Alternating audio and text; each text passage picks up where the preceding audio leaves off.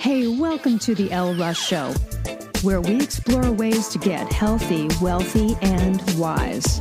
With a combination of guest interviews and solo episodes, I hope you will be inspired and motivated to become the best of whatever you are. I'm Elle Russ, #1 best-selling author and subject expert with over a decade of helping thousands of people across the globe. Visit my website, elleruss.com, to learn more about free guides, masterclasses, online courses, and more. Enjoy the show.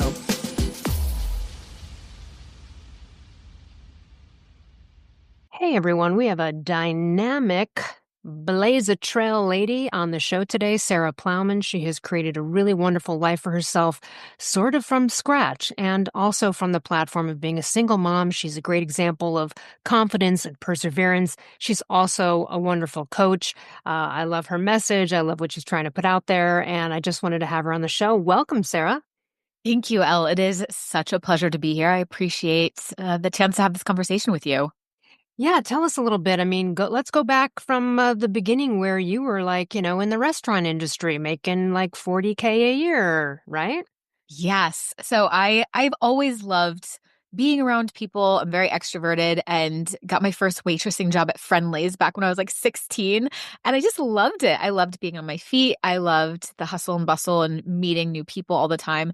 So I decided that that's would be my career and I was going to one day own my own restaurant. That was kind of my dream. But I got into waitressing, bartending, doing some like behind the scenes stuff in the restaurant industry for most of my 20s. And then the lifestyle really started to catch up with me. And I was no longer into being, up and working until the middle of the night. And around the same time, I kind of realized that it was a bit of an existential crisis because that had kind of been my plan since I was like, right. in Like, my especially if you're going to run a restaurant, you're going to have to be up late. So like exactly. that was your future. Yeah. Yeah, that was my future. And that was always the plan. So then I was like, oh man, I don't think this is an alignment for me anymore. And that was upsetting because I have known my whole life that I was meant to help people and I thought I was meant to be rich and famous. And kind of this career that I had projected for myself in the restaurant industry was I figured that would check all those boxes, but here I am, I'm working, I'm not loving it anymore. I'm definitely not getting rich. I had made like no more than $40,000 a year. And so I was kind of like, what am I going to do? And around this same time, I met someone in the restaurant industry, fell in love, got married and got pregnant right away on my honeymoon. So I was like, okay, maybe this is my path. I'm just supposed to be like a stay-at-home mom. Well, you got thrown right into it there. Honeymoon pregnancy, just like, I right. sure did. I just went right for it. So, okay, at this time, did you internally resign at the moment to yourself? Like, okay, I'm just going to do this and this is our life. Or were you wanting more? Were you just like, no, this is the chapter? It was a combination of relief that there was some kind of relief into it. Like, I don't have to figure anything else out. Like this, like I got pregnant. This happened to it was a choice also, but it was, it was Sure. unexpected. So I was like, okay, this is what fate had in store for me. So it was a little bit of both, but I like to rise to a challenge. So I really took the stay-at-home mom role very seriously. And I ended up having 2 kids about 2.5 years apart. But when I tell you I became like a professional chef, I was fermenting all of my foods, sprouting all of my grains. Like I went hardcore. Send me some kombucha, girl. Yeah, I make some good kombucha. All right. So then at what point were you like, okay, I think I want more than this? Yeah, I think when the kids were still pretty young, I realized that. I was like, no, there has to be more than this. And I tried different things. Like I myself was homeschooled K through 12. I never went to public school a day in my life. So my husband at the time and I were both into the idea of homeschooling our kids. So I thought, okay, like I have the food passion, the nutrition passion, and then I'm going to educate our kids. So I started doing that and I was like, I really don't love this. And that was a challenge too, because I felt guilty about that. Like that was how I was raised. And a lot of my siblings were also homeschooling their kids. So I felt a lot of internal and external pressure. And to admit to myself and to my husband that I really wasn't fulfilled by being like the educator for the kids, that took a couple of years to really come to terms with that and work through the emotion of that. Well, I imagine too that some negative Nellies on the outside are looking at it or perhaps judging you in a way, or you feel judged like you're not a great mom, that you're not going through with that type of, uh, you know, um, like this tradition. Exactly. And there's so much pressure that I was feeling from, yeah, the outside and the inside. Like this is what I should be doing and I should want this. And I'm a bad mom if I don't want it and if I don't do it. But I eventually couldn't fight it. That was just my true. That was just true. I didn't love it, and I had to come to terms with that. So I definitely felt this longing, like I'm meant for something more. And then where was the turning point with, the relationship with moving on to become a working mother? How did you get the inspiration and the fortitude to do that? Yeah, so that was an unexpected transition. I mean, I don't think anyone gets married necessarily expecting to get divorced, but I my husband at the time had some substance abuse issues, and I Mm, was very much took on this role of caretaker for him and really threw all of my energy into helping him get sober. And he didn't want to at the time. Now he's 5 years sober, which is absolutely amazing. fantastic. Yeah, he's just really done the work and I'm so proud of him. We are no longer married. I'm very happily divorced, but I'm just he will always be a very important and special person to me, obviously as the father of my children, and I'm so proud of him. But at the time I really took on that role, and there was a lot of codependency on my end and a lot of people pleasing that went into that. And I just one day hit a breaking point and I was like, I can't do this anymore. And I kind of left in what felt like a very um spur of the moment kind of knee-jerk reaction decision. But I left and I never looked back. I have to be honest. Wow, I'm very glad you did. If you're comfortable in talking about it, um, what were the moments? Because I'm sure they're there as they are with everyone, and maybe this, if someone's listening, this could bring them a little bit of comfort in knowing. Did you go through moments of, in hindsight or at the time, feeling like, that enabling thing that happens, right? With like where you either are one or you feel you are starting to be one. Did that happen? Or were you pretty much like, okay, out of here, first sign of trouble? It sounds like you weren't. So did that play in and how did that, you know what I mean? Because that's an interesting one. Yeah, the way that I like looking back, I had a lot of pity for him. He had a very traumatic childhood. And so I'm a very empathetic and loving person. And I love taking care of people. But I think I did that at my own expense and to his detriment. And the Sure. pity piece was something that I didn't really see until after the fact, but I was not giving him the autonomy. I was not like handing back that responsibility. Like you have to take responsibility for your life. I was Mhm. kind of in this like savior complex. Like he's been through so many hard things in his life Right. and he's not strong enough, but I am and I can do the work for him, which is really like not helpful and not true. It doesn't work. And it was Right. causing me to suffer, and it wasn't giving, I mean, I can't control him at the end of the day. I can't take credit for his decision to get sober, but I wasn't giving him that space to say like, hey, make your own decision here. What do you want for your life? I was constantly just that's why it was a codependent relationship. He's like, Yep. you take care of my life, and I was like, yep, I'll take care of your life, and it doesn't work. Yeah, and coming out of that can be rough. I think all of us have been in a codependent relationship of some kind, even if it's a friendship or a family member or something. And getting out of that is tough. The detachment is tough, especially when, again, there's pity or you understand the person and where they came from and you feel, empathy for it. Absolutely. It's almost like you create this divide or this void, and what's going to come in and fill it, you know, you don't know, and sometimes it changes over time, but all of these big emotions and big like uncertainties rush in. And so yeah, it was absolutely scary. I struggled with a lot, even though I never looked back. I struggled with a lot of guilt and a lot of like feeling like shame, a lot of guilt and shame. Like I had done the wrong thing. I had made these vows and I had broken them. I was raised in a very Christian household. So the my siblings weren't getting divorced. I've always felt like the black sheep of the family, and here I am, like the only sibling to get divorced. So I had to work through a lot of that. But I did. I took it very seriously, like working through my emotions because I knew that I wanted to take responsibility for my role in the relationship and how it had turned out. So I went to therapy. I had an amazing therapist. And then she ended up leaving the practice after 1 year. And it was exactly at that moment, it still gives me chills. It was like divine timing, is when I discovered life coaching. And so I had this incredible year of healing with my therapist and then felt like, okay, I'm ready to like think about instead of what do other people want and how can I like manage their lives, what do I want? And it was one of the first times in my life that I started asking myself that question and answering honestly. Mm.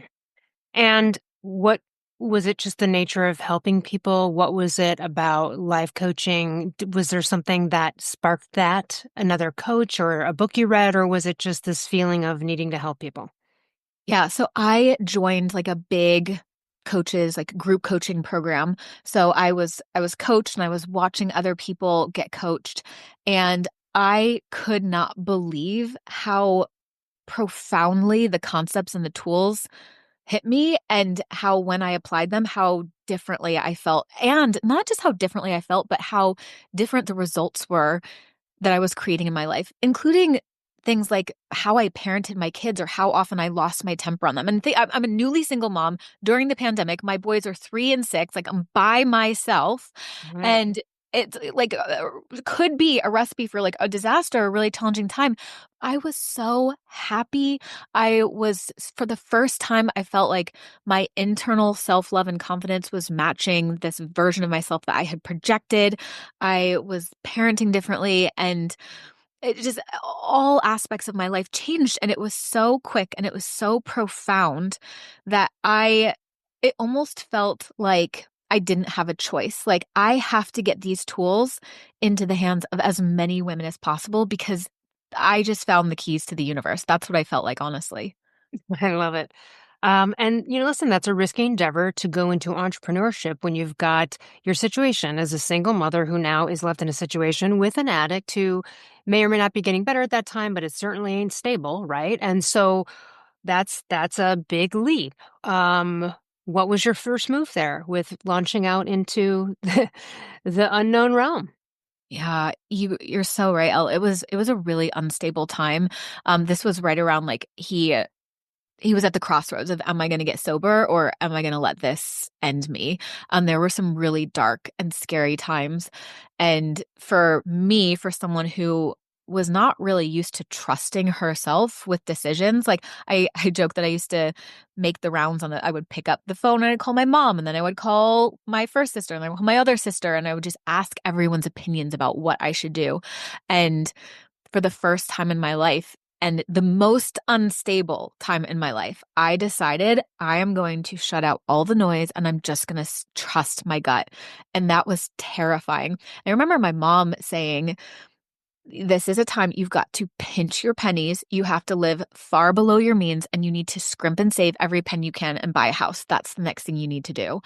And Which sounds absolutely logical, right? That's exactly, a right? Like very great advice. logical. Everyone's hearing that going, okay, that sounds like some classic mom advice after a scenario like this. But Yes. But not what Sarah chose to do. So, yeah, it makes total sense. And I think we, like so many people would agree, great advice and it's safe and it makes sense. No, I was a little bit in debt at the time too. I had gone back to waiting tables. So thank God I had sporadic, sporadic child support. That was not regular. That was always like, wasn't sure that was coming, but I had a little bit of unemployment because I had gone back to waiting tables for just maybe 4 months before the pandemic hit. So I had just a little bit of money and I am paying down my debt and I'm like scrimping together everything I can to pay for my rent. And I took an apartment that I really couldn't afford because I live in the city and I wanted to stay close to my friends and my support network for my kids and in a safe neighborhood. And I opened a new credit card and I spent $1,000 on a credit card to hire a coach. I joined her mastermind that was going to help me start my coaching business. And I was like, I remember my cheeks burning red when I typed in my credit card number. I was like, no one can ever know that I'm doing this, but I know this is the right move for me to make. I am going to And did you start this keep it to business. yourself, which I would suggest would be the move. But did you at the time, like, just Oh, go, yeah, I didn't tell yep, anybody. that's very smart. That's very smart. That's a good note for everyone else. Go ahead. Yeah, you don't have to tell anybody. Nope. I kept that to myself. I was like, they do not need to know. This is between me and myself. And so I hired my coach and I was ignorance on fire. I was like, I have nothing to lose and everything to gain. And remember, I had never made more than 40 grand in a year. I had this entrepreneurial drive. Like I always felt like I was meant to start a business, but I never just made money from my brain before. I didn't have a niche. I didn't have a life coaching certification. I just had pure determination and pure conviction that the tools that I was teaching were going to help other people and that desire to help other people. I want to just clock this in, which is I've had so many conversations with people that do not feel like they would at all be legit at doing this without a certification or without a degree. And I'm here to tell you, you don't need it. Right. And it's just that's one thing that trips people up a lot, I think, too, is, do you know what I mean? Thinking they have to. It's not that you don't have to do work and that it wouldn't be beneficial to, right? Like read audiobooks or coaching books or coaching classes. But it's one thing that trips a lot of people up. And I'm really glad that it didn't for you in that way. You didn't go, well, I've never done this, or I don't I don't have a psychology. You know what I mean? It's just you dove right into your passion. I love it. Yeah, and I think people still ask me about that because it's very common to outsource permission, right? Outsource permission to Right. a degree or a certification or someone. And I knew that I could. Well, part of the reason I didn't get certified is because there was only one certification that I wanted, and it was $20,000. And I was like, well, I can't. I have no more credit. I opened a new credit card. I can't open another one. I used all of my available credit. Like I can't buy that right now. So why don't I go make the money in my business? I'll go make $20,000 so that I can buy the certification. So that was actually like a good little goal too. But I realized like I don't need anyone else's permission to help That's right. people right now. I have enough, and I just really have carried that with me from day one. Like where I am now, even though I have so much more to learn and so much more to experience as an entrepreneur, as a coach, as a human being, where I am today is enough to help someone who's just a step or two behind me. And that is true of me no matter where I am in my life. I love that. Yes. Yes, absolutely. The outsourcing permission, I talk about that's like people. The classic story is a New York Times bestselling health author who reached out to me after I published my second book, totally different topic than the first, which was health. And then he said something to the effect of like, oh, that's so cool that you did that. Like, I would love to do that too and get into self-improvement. But like, how do you get people to see you that? Like, how do you get publishers or people to see that way? And I go, you don't, man. You just fucking be it. I don't like, what are you waiting? Why would you wait to get permission from anybody to be something? And I think that just kind of struck him in a way. And it's something I teach a lot. It's like, and I love the way you put it, outsourcing permission. It's you don't outsource it. It's right in-house, mofos, right? So I love that. We need that on a t-shirt. It's right in-house mofos. Like that's That's it right right. there. And it's so interesting too because I also saw in the other kind of coaches that I was now being around in the industry who were like, "Oh, well, I'm going to start my business once I have a website. I'm going to start my business once I have a certification." And then I would watch them check off all these boxes and still their confidence level wouldn't change. Still they weren't going out and making money. So I think I saw that and I was like, "No, no, no. We have to just being ready is a decision. So I'm going to decide today, I'm going to give myself the permission. And plus, my financial situation was precarious. So for me, it was a priority to make cash. So I think that helped too. I was like, I will figure out everything along the way. I'll get certified when I can, but I just need to start helping people and bring cash in the door right now. And that worked for you. So just jumping into it without like all of the T's crossed, right? All of these things people think they need. I need the website, I need this, I need the LLC, whatever, all the junk you don't. You went forward, and then what was how was that first year? Let's talk about that. So you dove right in there, and then what happens? I did. Yeah, I dove right in. I had my phone and I had an Instagram account and that's all I had. And I started creating content on Insta. And when I say like I would go live and I would talk about, hey guys, my kids just got into this really big argument and here's how I didn't lose my shit on them. Here's how I did that. And you can do that. And I can help you do that too. So my first year in business, I was creating videos like that on Instagram and it was terrifying. I had never done that before on Instagram. I had an account, but I think I had posted maybe like five. I'm really into fashion too. So like maybe like five pictures of my outfits. And I had maybe 1 or 200 friends and former coworkers who followed me. But this was like from scratch endeavor. And but I was willing to put myself out there. I remember the first video I recorded, I was holding my phone because I didn't have a ring light. I didn't have any equipment. And my hand was shaking so badly because I was so nervous. And I couldn't even look at the camera. And I still have that video. I love looking at it. It's like a Yeah, I treasure to bet. me now.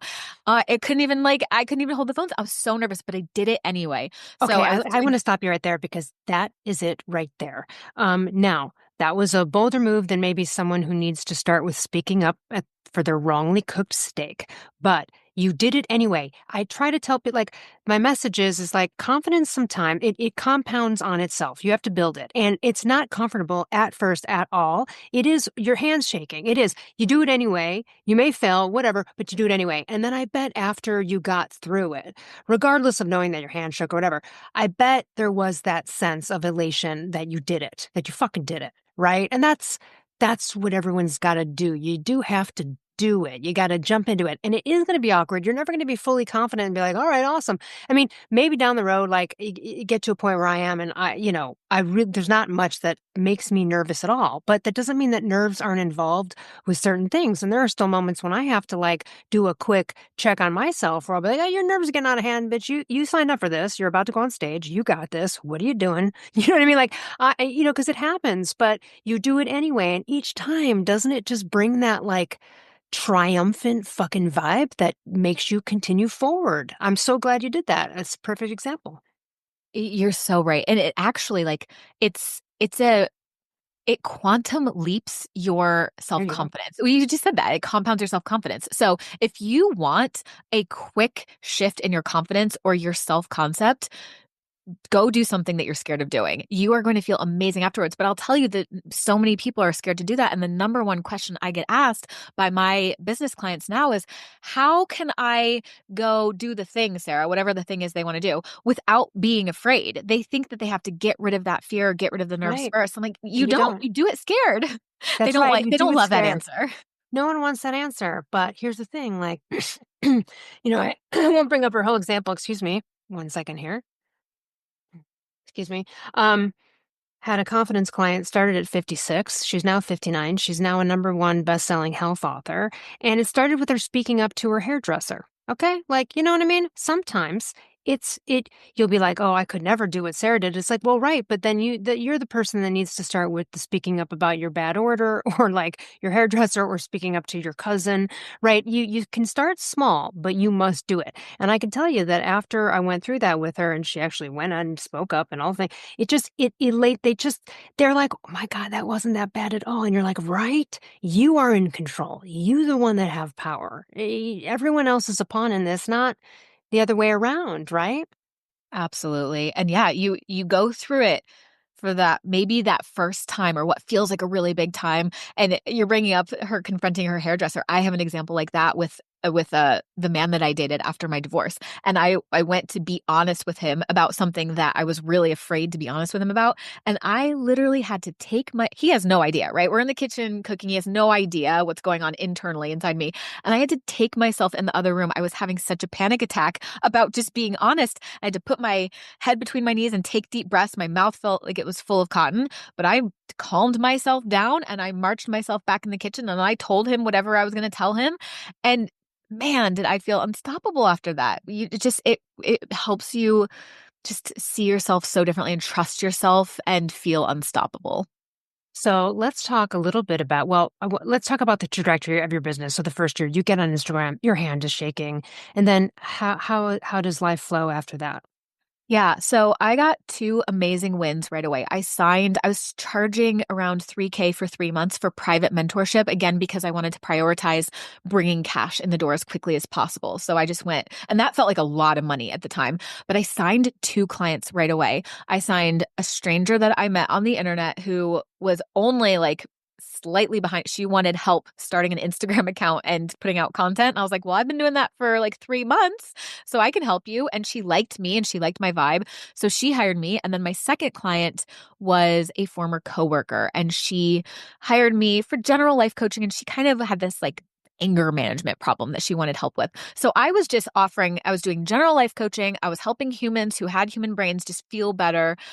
So I got two clients right away, made $6,000. And I was like, oh my God, this is amazing. I can't believe this. Proof of concept. I rock. Felt so easy. And then I didn't sign another client for 5 months. And I can tell you right now, those were the longest 5 months of my entire life. And not only was I creating content on Instagram, I was doing live free trainings, like all the online stuff. I was putting myself out there in such a big way. I was also taking handwritten signs out to the local park while my kids, because I'm still a stay-at-home mom, pandemic's still going on this time. My kids are at the playground playing, and I'm sitting there with this hand-drawn sign offering free coaching to other moms in the park. And then if no one stopped, I would pick up my phone and I would create content from the park with the kids screaming in the background. I was doing it was a grassroots effort. It was 5 months of nothing but no's. And then finally, month six, I signed my next client. Love it. Yeah, perseverance pays. Pays and it pays. I just kept telling myself, like, this is part of my success story. This is it working. And then I signed another client, another client. I had my first $10,000 cash month, which blew my mind. And my goal was to make $100,000 that first year, which was an insane, delusional, audacious goal.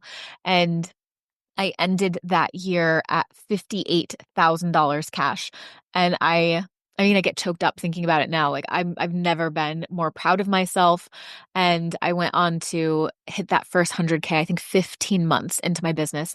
And around this time, I also started still doing general life coaching, but I started having other coaches come to me and say, wow, you're really like crushing it building your business through Instagram. Can you help me do the same?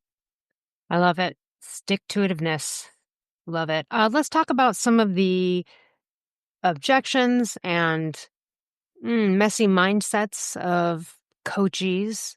The one that I see to be a thoroughfare, and it doesn't matter if someone wants to write a book or they want to do X, Y, Z, it doesn't matter who's coming to me for what. There is a constant theme of, well, but like when I get to the end and put it out there, like what will so and so think or what will they think? It's like before they even get started, they're already thinking about the impression, the outward, right? It's very interesting. That's one that's sort of a common one that people have to get over. What are some other ones, or expand on that? What are some other ones that come up with coaching clients trying to move forward in, creating a business or anything that you're coaching them on, just general life coaching? Yeah, they're really worried about what other people will think of them for sure. They're also, I mean, I think everything comes down to worrying about what, if you didn't worry about what other people thought about you, you would really be unstoppable. It just wouldn't even be a thing. They're worried, my clients are worried about pricing a lot. We talk a lot about Mm. money, their thoughts about money. I love selling high ticket coaching. And I always knew, even when I was charging 3K for 3 months, I knew I was seeing other coaches charging 100K for a year to work with them. And that just always, I was like, that's so fun. That's so sexy. That's just so cool. I just want that. So that's what I charge now. It took me about 4 years to get there, but I now have clients pay me $100,000 to work with me for a year. I still think it's really fucking cool. And the topic of money and ethics around money comes up a lot. So I spend a lot of time talking about money. I also spend a lot of time talking about marketing to people because I find that a lot of online coaches, they want to use really professional, dry, boring language, and they don't let themselves just talk directly to their people as if they're humans, like the way you and I are talking Hmm. to each other right now. That's right. And the reason they don't do that is because they have perfectionist thinking or because they're afraid of what people are going to think about them. So it really does all come down to that. We just talk about being safe to be misunderstood. That's probably one of the biggest themes I talk about with my clients. Yeah, I had a weird transition going from, initially being like a performer and I don't want to say hiding behind because that's not valid, but I did sketch comedy for many years. And so I have lots of mustaches and wigs and, the whole thing. And so I was always, playing someone other than me. Right. And so then when I got into this world and became an author and all this stuff and like had to just be me, there was a moment of like, wait, what? You know what I mean? Like, this is weird. Like, I've got to adjust to this. I'm used to just playing something else, not just being me. But yes, I know what you're saying. It's sort of like panning to some audience that they think wants to receive a certain type of delivery. And I think we've all seen, and probably everyone's heard a quote here and there about authenticity. It just reigns supreme. And like, I've interviewed over 500 people. I've interviewed people that I wanted to just fucking cry during the interview. So boring, I could just die. But yet they had, 1 million followers on some platform. There is fucking somebody for everybody. That I have learned, right? So and sometimes, and their delivery, by the way, terrible. Like, not, I mean, you could go to like any classic speech, acting, marketing coach, and they'd be like, "You need work." Guess what? They don't need work because their message, their vibes with 1 million fucking people. Oh, it's so true. I always say this is a little coach speaky, but I always say there's an energetic match for every offer that you make, every price point, every person. I remember one of my favorite examples to illustrate this is one time I went into a local like beauty boutique and I was like, I'm looking for a shampoo that will leave my hair like a little dirty and a little gritty. Like I don't want super. And she's like, oh, I know the exact shampoo to get you. Like there's just for exactly who you are, there are so many people out there that are just on your wavelength. And they're like, yes, you are the coach that I'm looking for.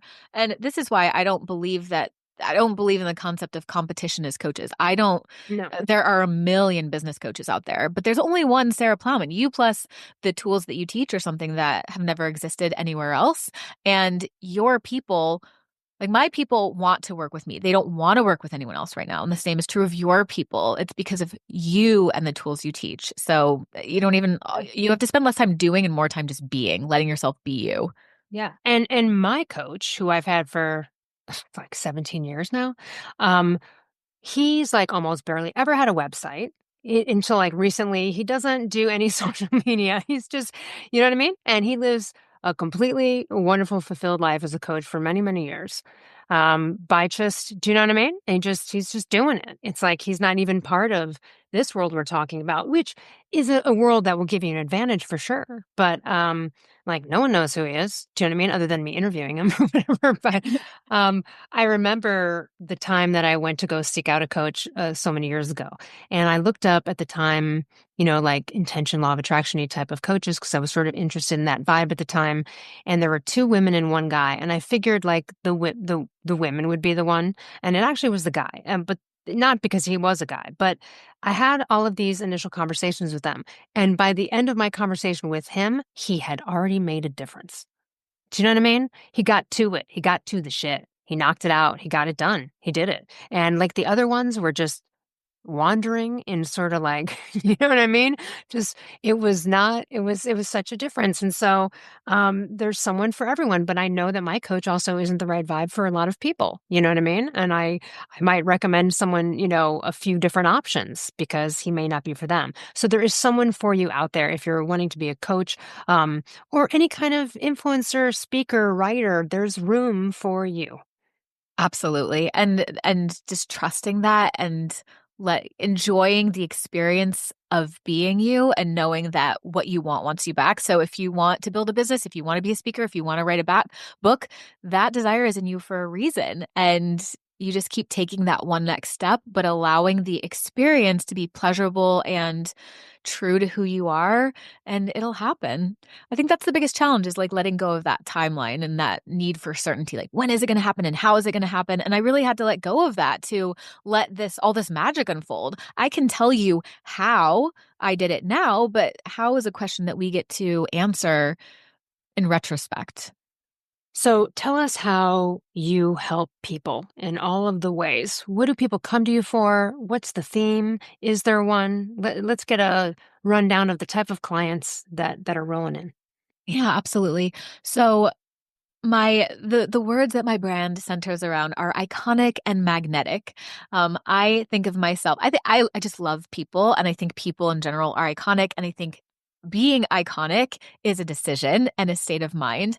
And that's how I really do walk around my life like I am the main character of a movie. I am always I love fashion. I'm always dressed up and dressed kind of funky. But even if I'm not, if I'm in sweats, like I dress up and I like bougie things and I like having tea at the Ritz-Carlton in New York, but I also drive a RAV4 and I freaking love it. I love it so much. So it's just, I let myself have this like very authentic experience, but I walk around like I am the main character in a movie that everyone is rooting for. I have a constant soundtrack playing in my head. Like it's wonderful to be me. And I did not always live that way. This is the transition that I've made since becoming a life coach. And that's what I want for everyone. I don't know how many years any of us have on this planet, but I think that each and every human being, and I love all of you so much, that you deserve the experience to be as you can be. And to give us all the pleasure of knowing the real you. Not, I tried for so many years to get people to like me. And in doing that, was projecting a fake version of myself. And Yes. now I have the pleasure, and everyone around me has the pleasure of knowing the real Sarah Plowman. And not everyone loves me, but that's what being magnetic is about. You're going to attract people like crazy, but you're already also going to repel people. So that's why people come to me. That's at the core of what I do. But I am a business coach, so I would say 99% of my clients are also online coaches. Very few of them are business coaches. They coach on weight loss, confidence, divorce, dating, and things like that. But I help them to show up in their lives in main character energy and magnetize clients and cash to them. And I consider myself a life and business coach because I coach my clients holistically. We have conversations very much like the one that you and I are having today. And then I help them with the strategy. I'm also an excellent copywriter and I help them really simplify their marketing. So I think those are the two main skills that I really bring to the table. I help my clients like with the energetic side of it, like showing up authentically and turning on their magnetism. And then I also help them get really precise in their messaging. I love it. Let's hear about some 180s. Let's hear about some of these success stories. People came in, didn't maybe believe they could do it, and are thriving or on their way. Oh yeah, I have so many examples from like seemingly small examples to like really the flashy wins. And that's another thing. In my membership, I have a call once a month that's called the Peacock Call, where we just get together and we celebrate our wins and we just talk about how awesome we are.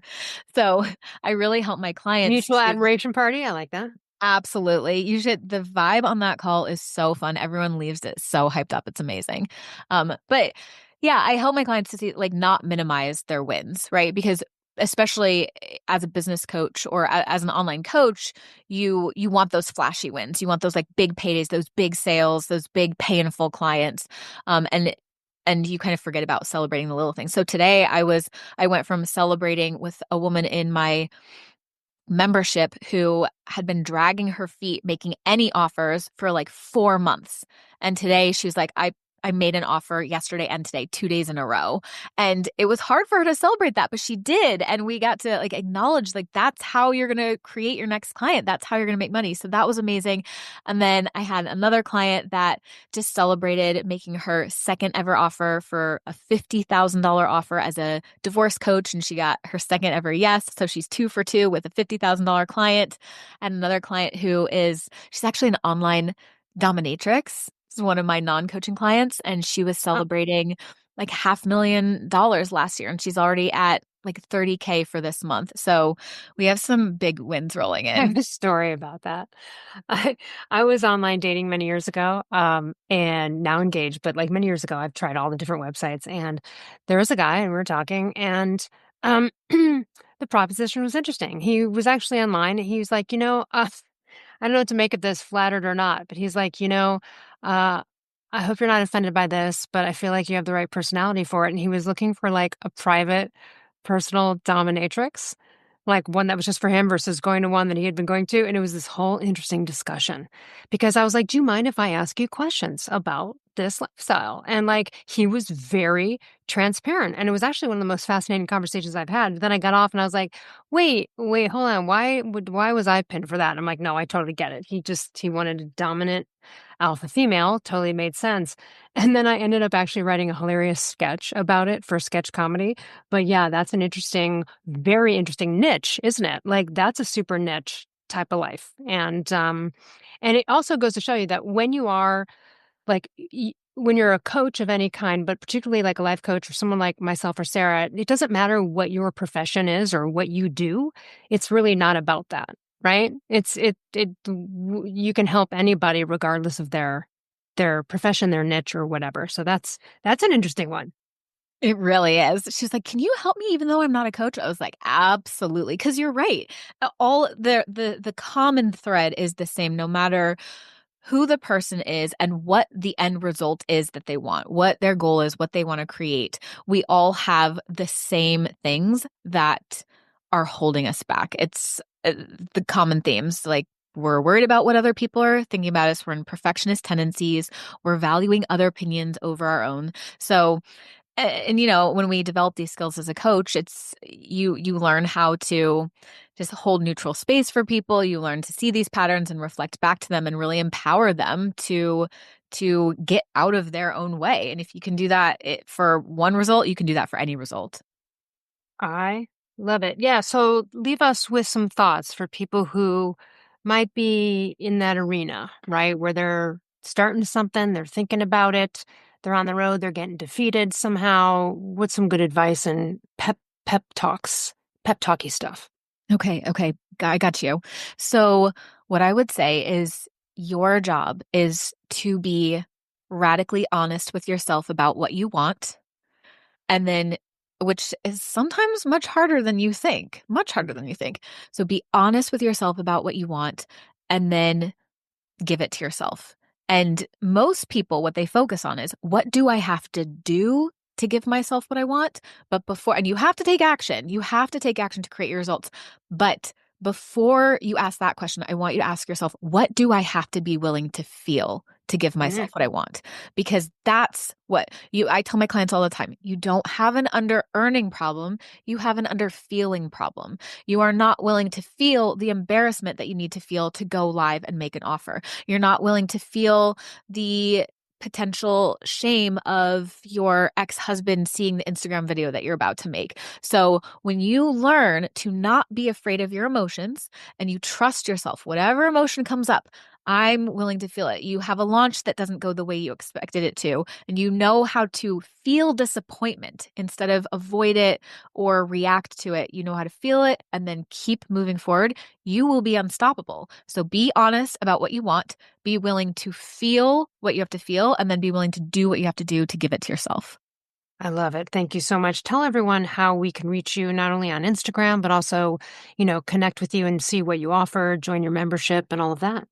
Absolutely. So I definitely recommend checking me out on Instagram because it's just the my original home and you'll get the vibe very quickly. I also post a lot of getting really good at salsa and bachata dancing, and I'm going to start competing later this year. So there's a lot of fun dance content in addition to business building content. But come visit me on Instagram. Sarah Plowman Coaching is my handle over there, and you are always welcome to send me a DM. Say I heard you on Elle's show, and I will send you a DM back. I'll be so delighted to hear from you.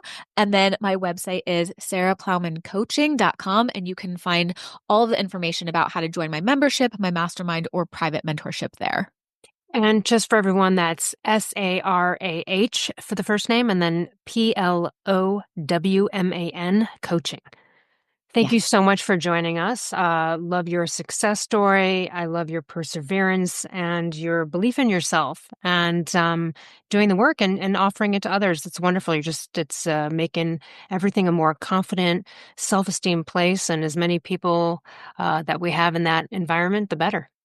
Thank you so much, Elle. I really appreciate the platform to share my story specifically because I share so that I can be an example for people in your audience of what's possible. So I hope that when they're listening to this, they leave saying, if Sarah can do it, I can do it, because that is absolutely true. That's right. All right, everyone. Thank you so much, Sarah. And for everyone else, we'll see you next week. Bye. Hey, thanks for listening. If you enjoyed this show, I would so appreciate you leaving a review on Apple or Spotify or wherever you get your podcasts. And to learn more about partner discounts on amazing products, visit elleruss.com/discounts.